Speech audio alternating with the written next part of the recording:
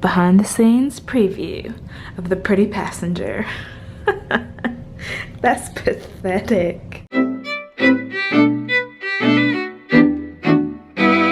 Not gonna lie, it feels really good to be back vlogging. Like, tea, brownie, let's go. So,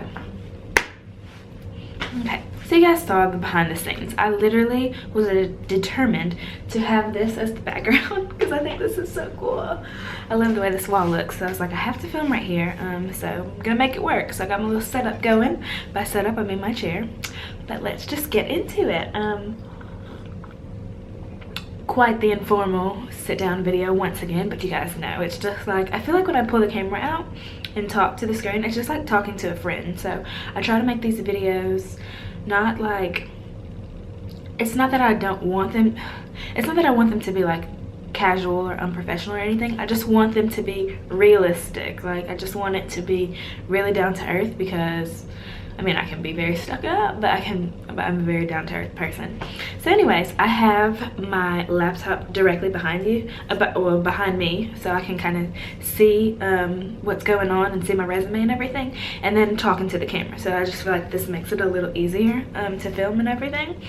And yeah, so you guys have asked to see my resume. I feel like this video is not, to me, I keep saying it's not interesting just because I feel like, I mean, it's just a resume, you know, whatever. But I'm going to tell you all exactly what is on my resume, and then I'm going to say what, like, kind of show a general part of my resume, but then like blur out or cut out or something my personal information. So at the top, so I'm looking up, sorry if it's like I'm not looking into the screen like I normally do, but literally I did this on Windows Document. I saved it on my laptop on a hard drive, and then on a flash drive, and then I had to take it to town and get on the library at like their computers or whatever to print it off, because I don't have a printer at home and we don't have Wi-Fi at home. Never have. People don't believe this. I literally have never had cable and never had internet at home. So there you have it. That's my little country town for you. Top, I have my name in big bold letters, and then underneath that I have my address, and then I have my cell phone number, my home number, and my personal email. And then I have a box around it, and I will show this really quickly. I'm just gonna like, kind of talk you guys through it. So that's what I have at the very top, my name in big bold letters, so you can't miss it.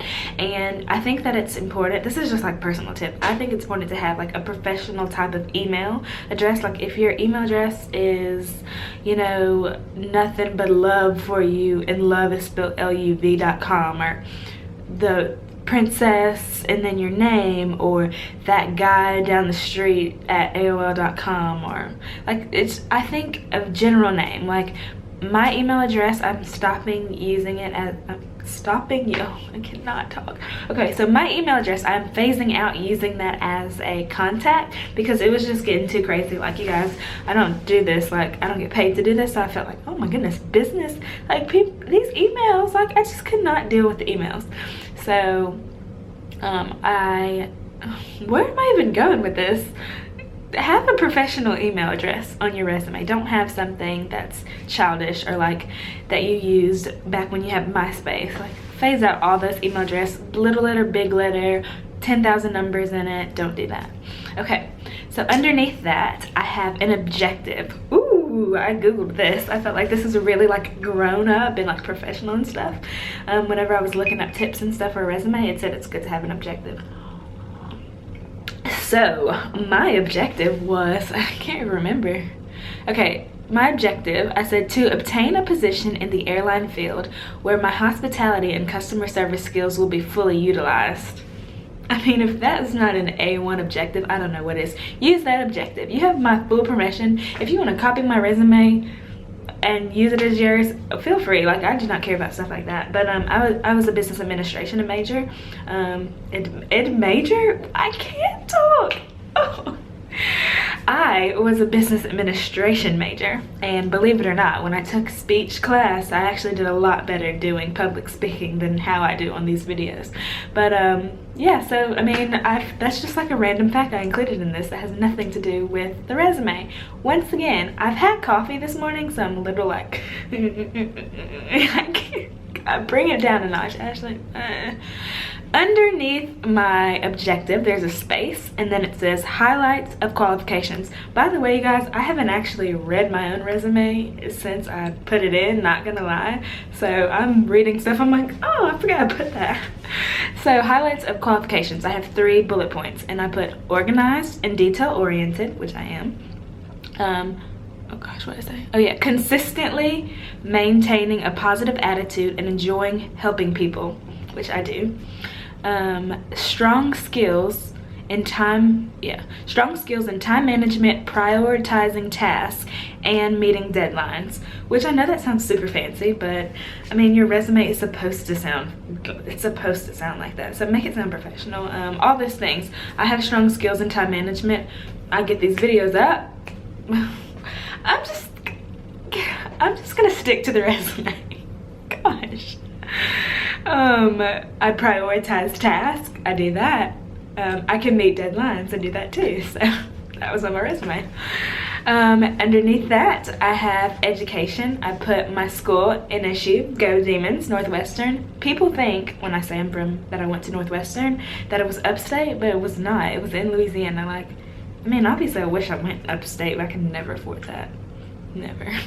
So I have the school name. Underneath that I have my degree, which is Bachelor of Science in Business Administration, and then I have the address of the school, and then I have when I graduated, which was May 2014. So I'll show the layout, but I'm just trying to talk you guys through the general resume. Okay, underneath that I have work experience, and then I list 4 of the jobs that I had previously. Now I've had more jobs than that. I think I've had 6 jobs total. I haven't really thought about it, but I don't think on a resume it should be like a page, 1 page. Like, I know some people say it's okay to do 2. I really, in my heart of hearts, believe just 1 page. Like, you've got to cram it down, cut it out, and get it to fit into 1 page. So I have my 4 most recent jobs, which was a lab technician at a hospital, State Farm Insurance. I was a licensed agent. Pat stuff on the back because that insurance test was the devil. Abercrombie and Fitch, retail sales associate, and then I have, what else do I have? Oh, Watson Library. I worked in the lab. It was such an easy job. I missed that job. But yeah. So anyway, I have each of my jobs, my 4 jobs, or more recent jobs, or jobs that I put on there that I thought were more relevant because they were kind of customer service related. I put those 4 because that's what I could fit. And then I have the name of the place, I have the city that it was in, then I have when I worked there. So I put July 2014 to currently because I was still currently working at the hospital whenever I put my application in. So I mean, I let them know I still have a job right now.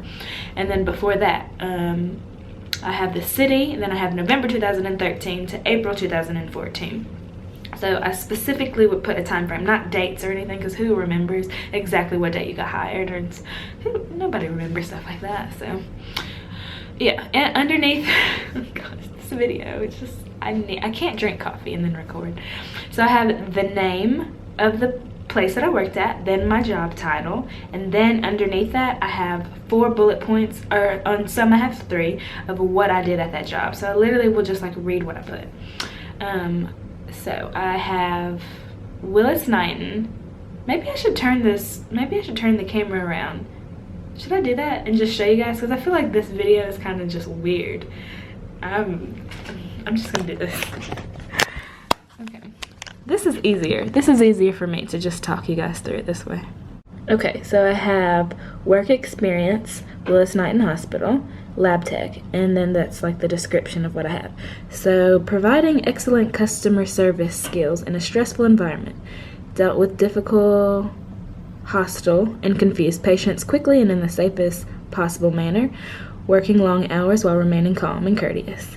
Then for State Farm, developed here we go. Developed and maintained positive relationships with customers, recognized for the ability to consistently achieve and exceed established sales objectives and quotas. Fancy. Set up insurance claims for customers, collects payments, and made the daily deposit, which I did. Watson Library. Very efficient in Microsoft Office, Excel, Publisher, etc., etc. Instructed patrons on using electronic resources, databases, and use of computer programs. Provided in-person, telephone, and email references to the library community. Oh, so cute, Ashley. At the time when I did this, I was like, oh, this is good. This is gold. Quickly promoted from part-time to full-time within a few months of hire because of responsibility displayed, which that's true. Nothing on my resume is a lie, by the way. Let's zoom up, or let's scroll up a little bit. Okay.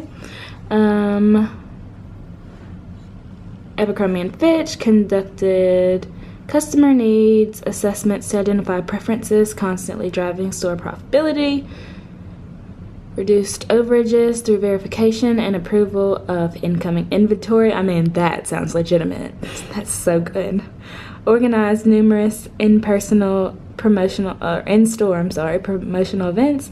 Provided excellent customer service to clients, especially during busy holiday rushes, which Black Friday in Abercrombie was crazy. Oh my goodness, that was a crazy day.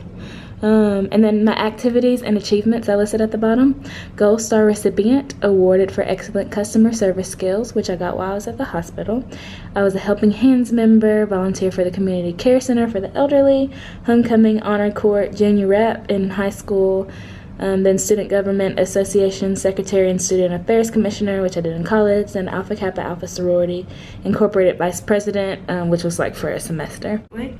So that's my resume. I don't really know what else to say about it. I spend a lot of time on Google and in the library and in Barnes & Noble using their free Wi-Fi to look up things, and I wrote down lists of each of my job descriptions, and then I looked into like making them sound more professional, because obviously I wouldn't say all those words and just talk like that in a normal conversation. If somebody was asking me what I did at my previous job, I wouldn't say, oh, you know, I was recognized for my ability to consistently achieve, like, no.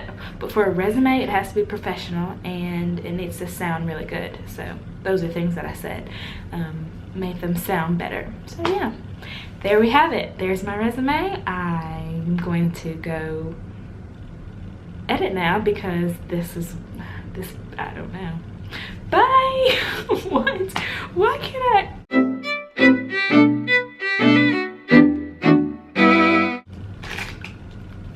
I have no idea why people watch these videos, okay? I really don't, but if you guys want to see me rambling on like that foolishness I just did, what was that?